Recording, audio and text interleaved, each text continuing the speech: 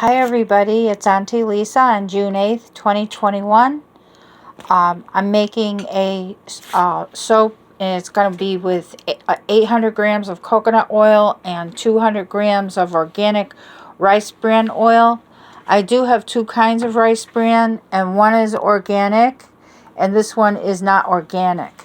Okay, so sometimes when I'm ordering supplies, I don't know who's going to be able to fulfill the order faster. So sometimes I order from two suppliers like that. So now I'm going to take my measured lye and just pour it into the, these are ice cubes made from rice milk.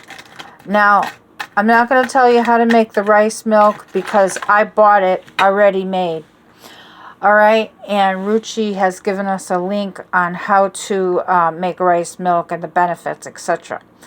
Okay, so what I'm going to do is, once this turns into a slush, I am going to transfer all my oils into the crock pot.